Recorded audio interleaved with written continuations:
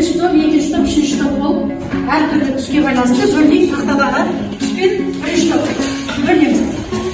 Ikkinchi top Davlat jamiyat suvlar Arunat Nurali bölüm.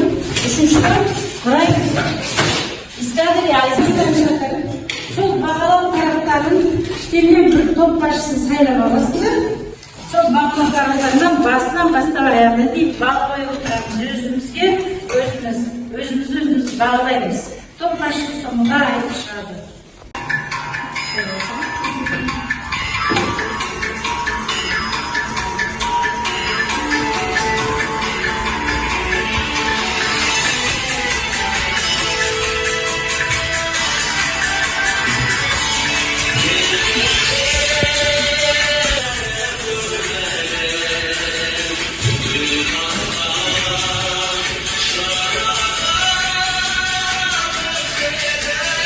Бұларды қалай аталады, кім айтады?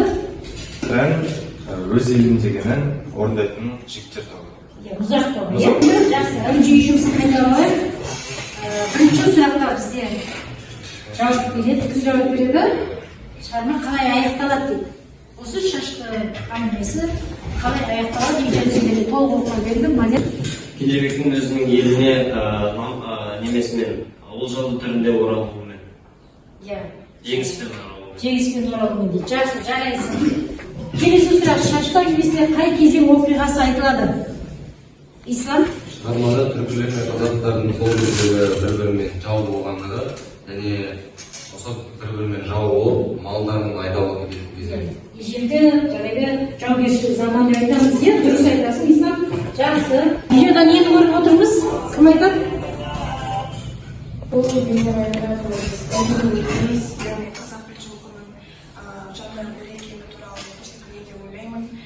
Бәйге десе, кішкенасын жерге қоятынымыз қазақ. Дұрыс айтасың, өте жақсы, жарайсың, Нұрай. Суретте нені көріп отырмыз? Қайсың жарып көресіз? Жылқыны, бәйге, дұрыс. Бақар, Бәйге, түркіменде дейді. Мұстафа Шоқайдың қандай қатысы бар осы шақаға? Яғни Мұстафа Шоқай бізде Кенжебек Мұстафа Шоқайдың арғы бағасы. Мұстафа Шоқай өзі кім? Әдебиетін дамытушы қайраткері, дипломат. Қоғам қайраткері, жақсы, жарайсың. Сонымен біздің бүгінгі тақырыбымыз Айгүл Кемелбаеваның шашты әңгімесі. Біздің мақсатымыз көркем шығармадағы кейіпкерлерді даралау, жинақтау және сол арқылы біз автор бейнесін таба алуымыз керек. Біз бірден топтық жұмысты бастаймыз. Топтық жұмыста бірінші Кенжебек тобы, екінші Қасым тобы болады, үшінші Атажан тобы болады.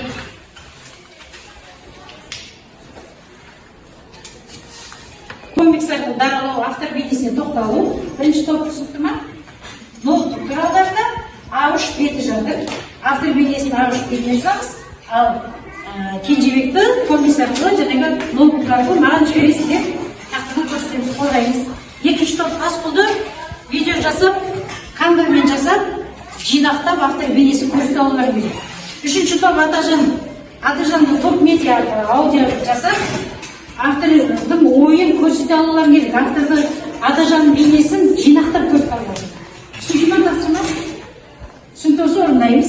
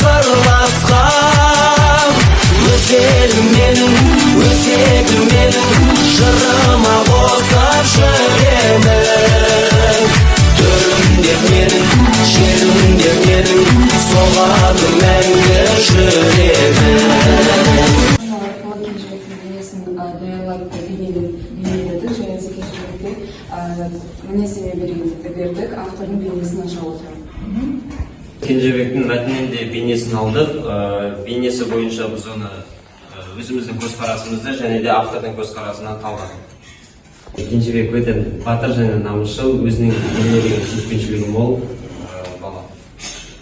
Басты мақсатым әр қазағын жалғызымен өзім еліме қайта алмасам да Кенжебекті отанына қайтару. Жасанды интеллект арқылы Тасколды сөйлетіп, оның ішіндегі ішінің мінезін талдап көрсете алдық. Тасколға мінездеме жасадық. Таскол туралы айта кетсек, ол патриот, жанашыл, ақылды, бауырмал және қазақтың дана ақсақалы. Мен Атажан. Бұл хатты ауыр жауапкершілікпен, жүрегімдегі өкінішпен аралында бас иіп отырып жазып отырмын. Көп жылдар бойы менің қолымда еркіндігінен айырылған қазақ балалары болды. Ол тарихтың қаралы беті, менің де арыма таңба салған іс. Сол жылдар мен күшке, қорқынышқа сүйендім, ал адамдықты кейінге ысырып қойдым. Алайда уақыт өте келе, мен сол жандардың көзінен өзгеше бір нұрды көрдім. Олар сынбаған рухтың, жоғалмаған намыстың иелері еді. Қандай ауыр халде болса да, бір-біріне туысындай қарап, үмітін үзбеген халық екендерінде ұқтым.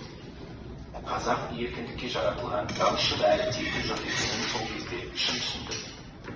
Сол себепті мен өз қатемді мойындап, қолымдағы барлық қолды бостандыққа жібердім. Бұл жасаған зұлымдығымды толық өтеді. Бірақ аралығындағы кеште болса бір қадам деп біліңіздер. Қазақ елі, сіздерден кешірім сұраймын. Атажанның өз кінәсін түсінгенін байқаймыз. Барлық қазақ халқын бостандыққа шығармай, өз қолына ұстағанын байқаймыз. Бірақ соңында бәрібір де өз кінәсін түсінді. Жақсы. Балалар алдарында стикер үстелде жапсырған бәрі үстелерде стикер жапсырып тұр. Кімнің үстеліндегі стикерде сұрақ бар? Қараңдаршы, кімнің стикерінің ішінде сұрақ бар? Қайсынан? Кімде бар? Жақсы. Атажан қандай адам? Атажан бізде өз өмірінде ақтөбе адам болған. Таскол ол намысшыл, Кітаптан берген үзінді жатыр, шығармадан не білем, сол үзіндімен жұмыс істейміз, сол үзіндіде автор қандай адам екенін табыңызшы? Автор қандай адам? Сонда ең жақсы көреді және өте намысшыл екенін көзге аңғаруға болады.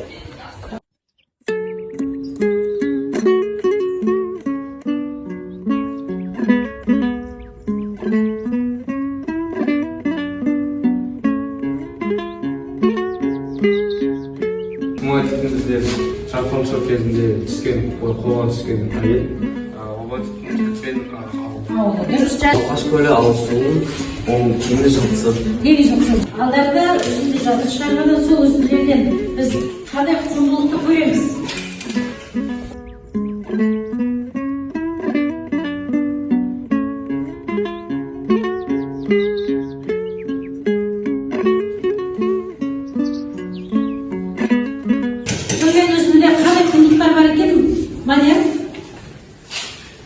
Кенжебек өзінің кіндік тамған жеріне келе жатқан кезде найзасына бір ілім жіп байлайды да, өзі ту сияқты ауылына кіріп келеді. Бұл жерден Кенжебектің қандай патриотизм және де өзінің еліне деген сүйіспеншілігін байқауға. Өте жақсы, тамаша, жарайсың. бұл шығармадан адамгершілік құндылықтарды байқаймыз. Мысалы айта кетсем, Таскол Кенжебекке көмектеспеуіне болатын еді, бірақ ол қазақ баласын еркіндікке деп, оған көмектесіп, қашуға ат салысты. Жарайсың, Ислам.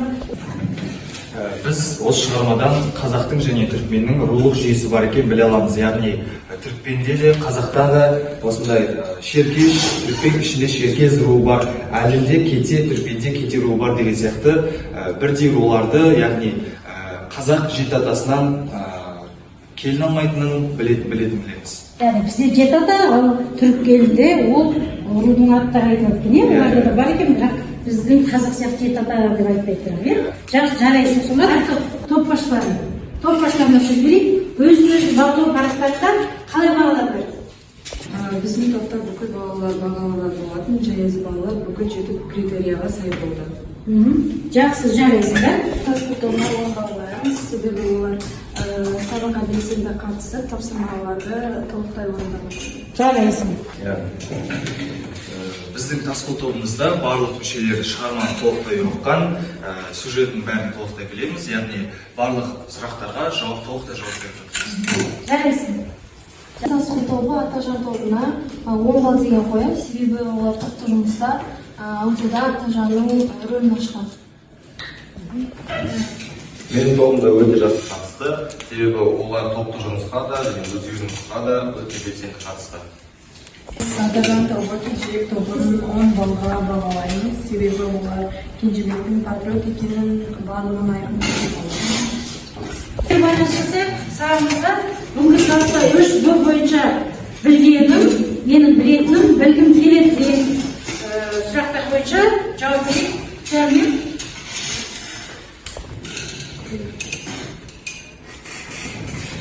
Бүгінгі сабақ бойынша сендердің ойларың тақтадан көрініп тұр. Сабақ өте керемет болды, шаш әңгімесін шешкендерін толығырақ таныстым деп отыр. Маған бүгінгі сабақ өте ұнады, қызықты болды дейді. Сабақ өте жақсы, тақырыптарды қайталау мақсатында қызықты өтті. Сабақ өте күшті түсінікті. Шашты әңгімесін одан әрі терең түсіндім дейді. Сабақ қызықты, шашты әңгімесін тереңірек түсіндім. Бәрі қызықты. Әлім Кемелбаеваның шашты әңгімесін мағынаған кейіпкер Атажан мен Кенжебек дейді. Бұл әңгіменің соңына дейін түсініп ұқтым. Өте қызықты, шашты әңгімесі керекті мәлімет алдым. Оқиғасы бүгінгі сабақта қолдану бағытына оқиға өтеді. Балалар бүгінгі сабаққа өте жақсы қатыстыңдар. Барлықтарында керемет ойларды айтылды. Шығарманы толық оқығансыңдар, аяғына дейін толық нұсқасын оқығандар көрініп тұр. Өте жақсы деп бағалаймын мен сендердің барлықтарыңды. Үйге ұлттық құндылықтарды жазып келуге. Түсінікті ме, тапсырма?